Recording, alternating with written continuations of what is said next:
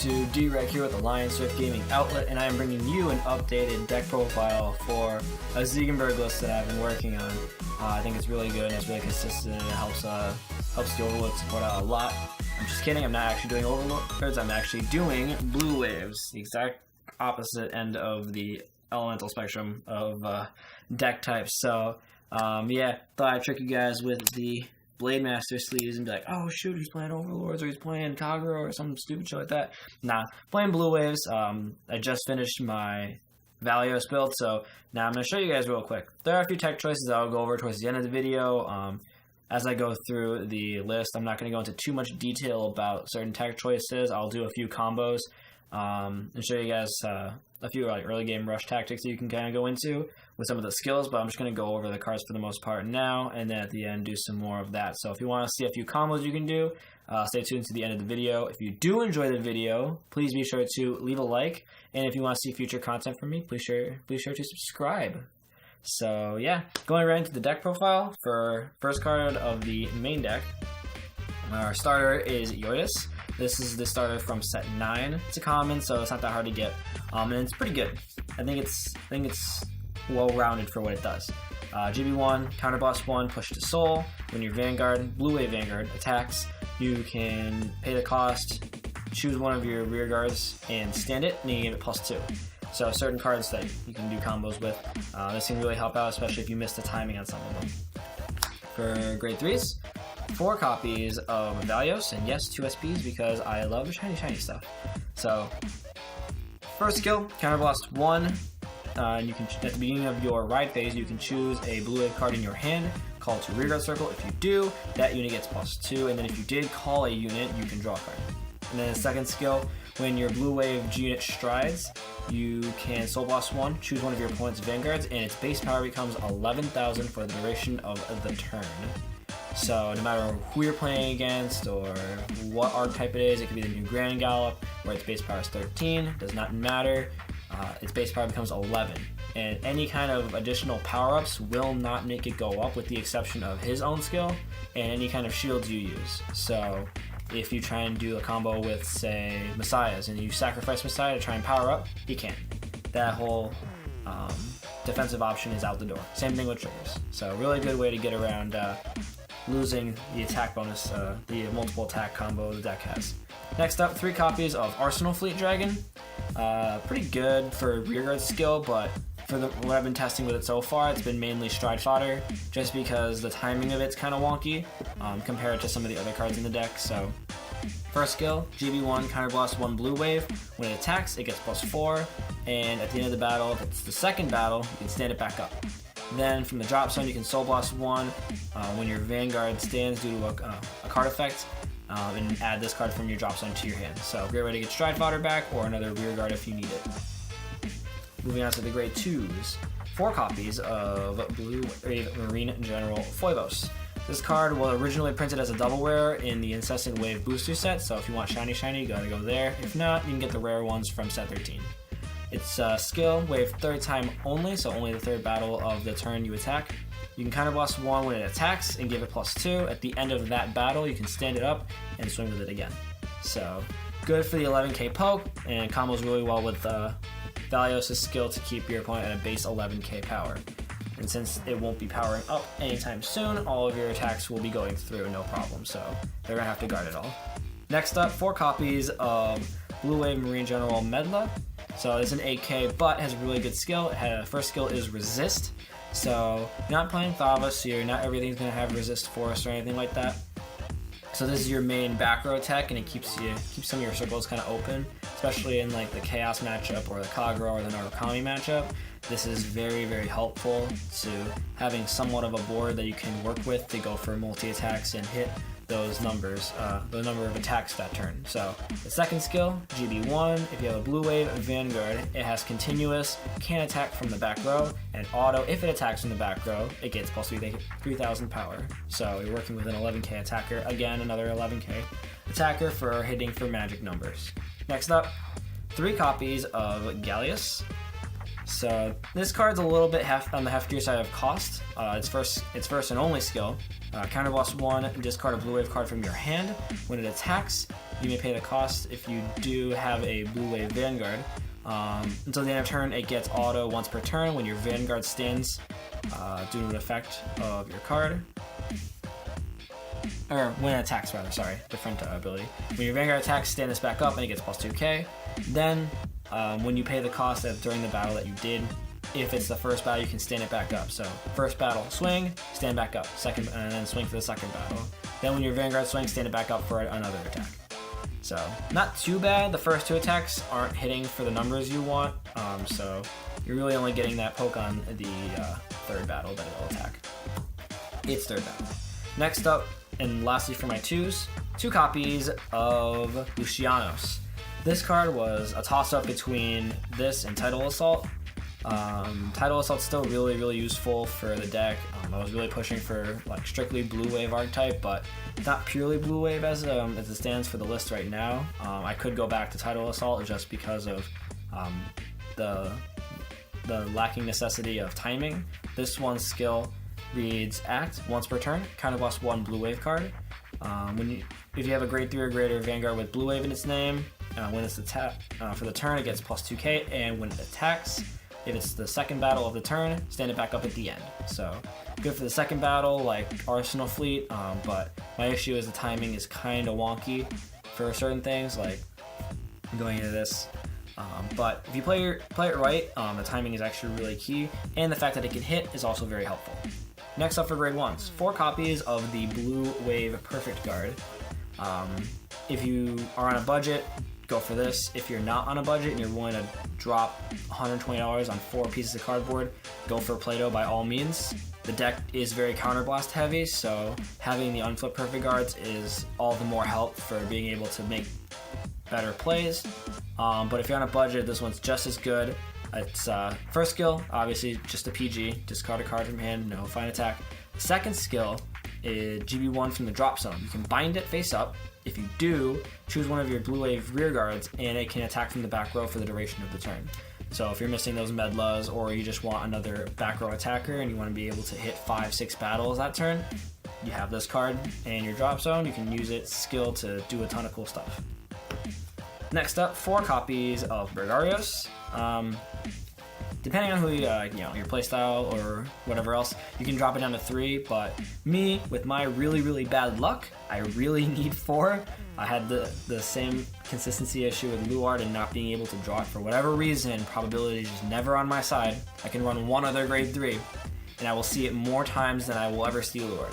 There was a point in time where I only played 1 Fadla. I played 5 grade 3s in total, and I had 4 Luard, and more of my games than less, I saw Fadla over Luard, which surprised the hell out of me, despite running the 4 Abyssal Owls to search it out. So having this is crucial to being able to really do anything substantial, because Arsenal Fleet's just not a good substitute. First skill is basically Abyssal Owl, check top 7 for Valeos.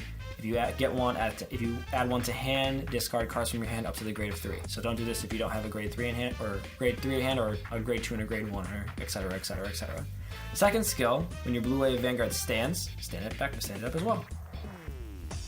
So I am a little disappointed in that skill. The same way I'm disappointed in Abyssal Owl skill. It really should have just been a Lizard General Conroe clone that just, you reveal a grade 3, search for the card you need, and then second skill can be whatever the hell it wants, like Conroe's retire it, choose your Vanguard, and it can countercharge too. Abyssal Owl could have kept its second skill and everything would have been hunky-dory, but you know, Bushi will be Bushi and not worry too much about balance issues with their development team. But that's beside the point. Moving on, 3 copies of the Stride Fodder for Thavis. Stride Fodder is a Stride Fodder. It's going to do what it's intended to do and help you stride if you don't have that grade 3 in hand, or if you don't want a hard stride. And then lastly, 2 copies of Battle Siren Chorus. You could take out the 4th copy of Borgarios for the 3rd copy of this. It's very helpful for those games where you're getting aggroed just as hard as you are aggroing, like you're playing Victor, or you're playing the Mirror or Thavis or whatever. Just go into this. Combos really well with another card that I'll go into a little bit later. First skill, wave 4th battle or more. When it boosts, you can Soul Blast 1, bind the top card of your deck face up. And then the second skill, during your opponent's turn at the beginning of the guard step of a battle that one of your units was attacked, choose any number of face-up cards in your bind zone, call them to Guardian Circle at rest, and they gain plus 5k each. So really good for the defensive option, especially since you're playing a deck that burns through hand resources very fast. Having an external defensive factor is very, very helpful. Moving on to the trigger lineup. 4 copies of Brutal Trooper. No other reason you shouldn't be playing less than 4 of this card. It's a crit and it's a primary source of draw power for the deck. Its skill, act, put it on top of your deck from Rearguard Circle. If you have a Blue Wave Vanguard, choose up to 1 of them, and it gains the ability of wave second time or more, so second battle or later, draw 1 card when it attacks. So you go Flood Hazard or you go Tetra Boil, stack it on, 1, do once, draw 2, 2 times, draw 4, etc, etc, etc. The same additive property of drawing cards. Next up, 4 copies of Supersonic Sailor. Same general idea. Shouldn't be playing any less than 4 of it.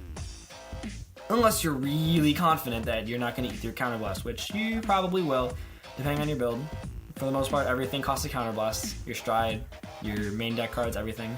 So having 4 of this as a source of getting your Counterblast back, very, very crucial. So I recommend 4 copies of that. Next up, 4 copies of the Blue Wave Draw Trigger from the new set. Same thing as Malika. Rear guard, push it to soul, choose one of your rear guards and give it +3. For playing with, where is it? For playing with Valeos, since it doesn't get that +2k power until the its third battle of the turn, giving it the +3k with this ensures that it will hit for the first 2. So having that's essential. Unless you're at GB3, in which case, you know, Flood Hazard's got you there, but you don't have to worry about that. And then drawing is nice. Drawing cards is very nice, especially in this deck where you have like almost no cards ever. And then lastly, 4 copies of Refit Sailor. Very, very crucial for the countercharge properties. And there's a reason it's also really good, because of the combo with Chloris. So it is like standard skill as with like the Tachi one and all that stuff. It's the same. When you G-Guard, if you have another heal trigger in your drop zone, bind the one you just pitched and another copy, and then you can countercharge 1 or soul charge 1, not and, or you can only do one or the other. But the idea is that you can combo with Chloris, who lets you guard from the bind zone. So pitch 1 for whatever, G-Guard a second time, or use it for whatever, or G-Guard with a second heal trigger, bind these 2, get the counter charge or the soul charge, and then use Chloris' skill to guard with it, putting it back in the drop zone. G-Guard a second time or a third time, using the 3rd heal trigger in your deck. Then bind 2, repeat, guard, do it again, bind 2, guard with 2. So the process repeats itself over and over again, so you're constantly getting your heal triggers back, and you get to the ability to use the counter charge feature up to 3 times in a game. Instead of 1 to 2 times, depending on how many heal triggers you go to. So really helps out for that play there. And if you have the Chloris, by all means, go for it. Moving on to the extra deck, we have 4 copies of Flood Hazard. It's your other main Blue Wave Stride, so you should be playing 4 of it. If you don't go for the restand, it does inherently get Quad Drive at Generation Break 3. So, but it's a good restanding first stride. So the first skill, auto, counterblast 1, flip a copy of himself, and then discard 2. At the end of the 4th battle of the turn that your rear guard attacks, so you go 1, then one with him, then say you have 4 of those, 3, 4. At the end of a battle, your rear guard attacks. So long as that attack was the 4th turn, pay the cost, stand it back up with drive -3. So first stride, swing for 3, swing for triple drive, restand, swing for no drive. And then at GB3, swing for quad, then 1. So you're net 3 for that skill there. And then the GB3, like I said, quad drive. And then your front row Blue Wave units all get +2. So if you have Valeos in the front, you don't have to worry about not having that those numbers to hit 11k, because this will help it out. Next up, 4 copies of Tetravoil. This is the other blue wave strat that you're going to be playing. Most people are like, oh, I only play 2 because you have other options out there. The idea with what I'm doing is focusing more heavily on the 11k base. Restrict just with Valeos' skill, simply because that's the out that causes blue waves to lose. Unless they're at 5. If they're at 5, then you know the only risk is them healing out. In which case, sure, they will heal out, but they won't get that power that they need to kind of survive the next few attacks. Especially since if they're at that point where they can't guard for more, they can't guard and survive beyond 5 damage, then you know they're at that point where you just killed them anyway. So if they heal out, better to have it under your belt that they can't find a way out than allow them that option by playing something that might get you a little bit more power, like Lambros or the second copy of Alexandros or whatever have you. So moving on after that, good standard skill. Oh, let me just go over it real quick. So GB2, counterblast 1, persona flip. When he attacks, I think it's the second battle it attacks. You can pay the cost. He gets drive -1 and then auto. At the end of the 4th battle that your rear guard attacked, stand it back up for a single discard. Next up, 1 Megiddo. It's either you have it or you don't have it. It's great to have. It's a great finisher. But if you can't afford to buy one, or if you didn't pull one, or you just don't flat out don't have one, don't worry about it so much.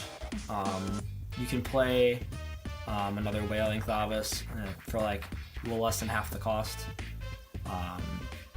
or you can play Alexandros or the GB8 if you really want to. But this isn't out to like a second stride finisher, at the risk of losing your G zone. But if you don't know what its skill is, which I feel like you all should at this point, it's counterblast 2. When it's placed on Vanguard Circle, you may choose up to 5. There's up to 5. Yeah, up to 5 total cards from your hand or drop zone, call into separate rearguard circles, and they all gain plus 5k power. And when they attack, choose another unit in the same column as it and switch places. So you're basically going for Arsenal Fleet and Foivos or Valeos here. So you have 2 in the front, 2 in the back, and then let's throw a Medla behind your Vanguard, and then swing 1, 2, 3, 4, 5, 6, 7 times, 8 times in a turn, so you can really end the game. This is, again, it's meant to be an end game finisher. Not to be confused. Doesn't mean it literally ends the game. It's not Dust. Yes, I know there's a ton of you who think that Dust was fair. No, it really was not. Yes, sure, we have a VMAX, but VMAX requires a prerequisite that some decks can actually defend against. Yes, they can defend against not having rear guards. So people can play around that. So it shouldn't just be your opponent flat out can't do anything, otherwise it defeats the purpose of an interactive card game. That's just it. You don't make a card that defeats the entire purpose of an interactive card game. That's my piece on that. That's why I don't play Pokemon. I don't play Giratina because I'm not going to just add a prize card to my hand the same way. I'm not going to instantly deal you a damage in an unfair manner. This isn't Pokemon. We're trying to be better than that. We're trying to be a better card game than other card games, despite the fact that there seems to be a lot of balance issues. But I'll leave it at that. Next up card, 1 copy of Wailing Thavas. So everyone should know what he does. Really good finisher if you don't want to go Megiddo, or if you don't have the 2 counterblast for Megiddo and you just want to swing for the 1. First skill, GB3. When it attacks, you choose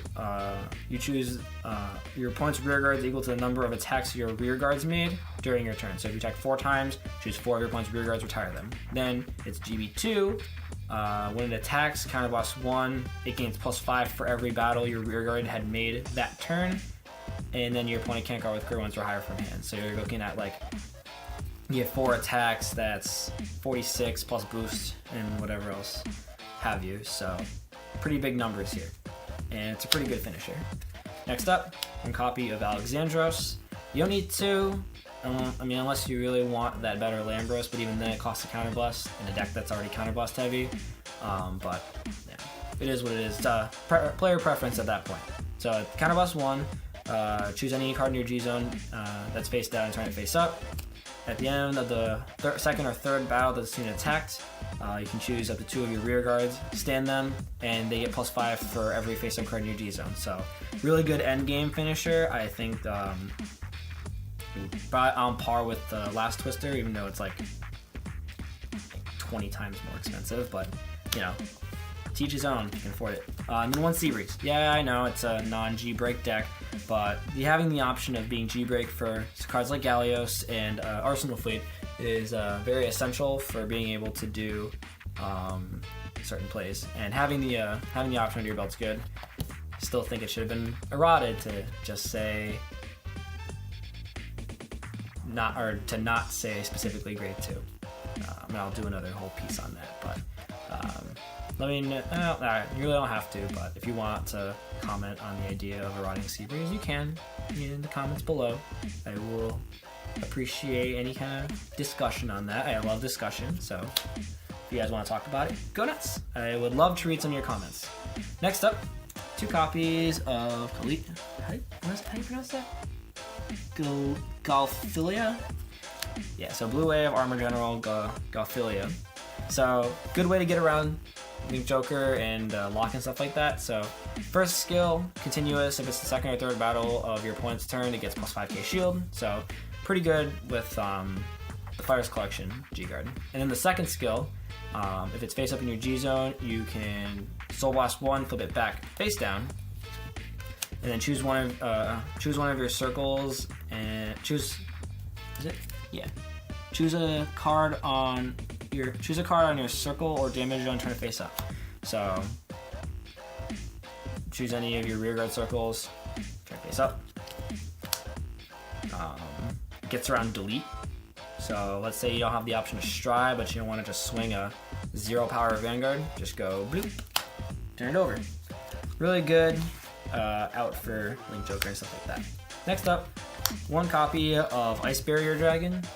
The 10k option's really nice and fits the criteria for certain turns that you would want to use it. Like, first turn swing into Gear Groovy, or first turn swing into Spectral Blaster, or blah blah blah blah blah blah. Really good for the +10k shield ability. Basically a plot maker at that point. I guess plot maker existed after him, so plot maker would be a kind of copy of him. And then lastly, 1 Iones. The resist power is amazing, and the ability to get a lot of shield off it is also really amazing. I was playing around with the idea of first striding Megiddo by doing this. So it was at 4 damage, a 2 face up, G guard with like this, and then do Iones into that. So then I have 3 G units face up, and then I go first stride Megiddo when my opponent has like 5 cards in hand. I'm just like, hey, GG. So, and that is the entire deck profile. I'll go into a little bit of the combos that I like to do real quick. So, let's say you've got your Valeos Vanguard, you pay the cost for the skill. You got like a Bergarios here or something like that. Or let's say you got, what else we got here? Let's go Gallius, Edla, do that back here, and Valeos. And let's say we strode into this guy, first stride. So, first stride combo, you're going to want to do this. Go here first, swing. You can go with the boost if you use the draw trigger to soul charge 1, like that. Then you don't have to worry about boosting. You can just leave it on tap like that. Stand it back up. Swing second battle here. Do your 3 drive checks. Really crappy 3 drive checks. And there. And then, can you see everything? Yeah, you guys can see. So, do that there. So, then you go third battle, Valeos, counter boss 1, stand it back up, swing, and then you pay the cost, stand him back up, drive -3, swing, swing, swing. So, You can do the boost. You'll get a bit more benefit out of it. You can poke for more early on, and you'll have the restand option to do that. So if you want to go with it that way, go here, stand back up, swing, do your drive checks, swing here, stand back up, swing here, stand, swing, swing, and this stands back up, swing. So you have two 16k attackers here, and then your Vanguard attack, obviously. So that's kind of your first stride play, and then we'll do a few other plays later on, but that's pretty much it for how you're looking at playing the deck. Oh, and if you're at your grade 2 turn, let's say you were here and you were here. So it's a lot simpler. You're basically right in this spot here. Instead of having over here, put it here. So this is mainly if you go first and your opponent's at a grade 1 Vanguard.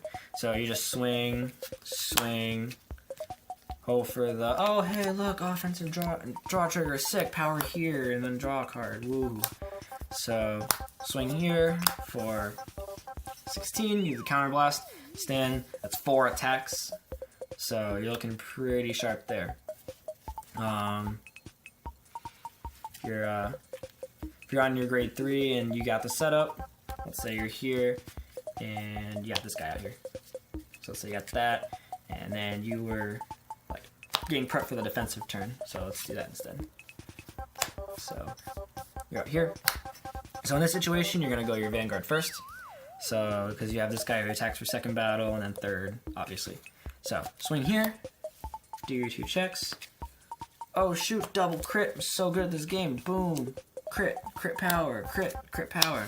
So you got 2 restanders with crits on them. Because, you know, you're just that lucky you're getting crits. So, swing, second battle, stand back up, swing, third battle, stand back up, swing, swing, swing, swing. You got 1, 2, 3, 4, 5 attacks on your grade 3 turn. And because it fits the criteria of his skill, you're going to be able to get it off. So even if you give up first stride, you're going to have the option to get your multi-attacks off. I hope that was really informative for some of you guys who are kind of new to Aqua Forest or are kind of thinking about ways and plays to kind of maneuver with the deck and try and get as much advantage as possible early on, since it is a rush deck and operates before Generation Break. If you guys, again, did enjoy the video, please be sure to leave a like. I would appreciate that. And if you are interested in future content from me, be sure to click that subscribe button and check out some of my content. Yeah, so thank you again for watching. This was D-Rec with Alliance Rift Gaming Outlet, and I will see you guys in the next video. Peace out.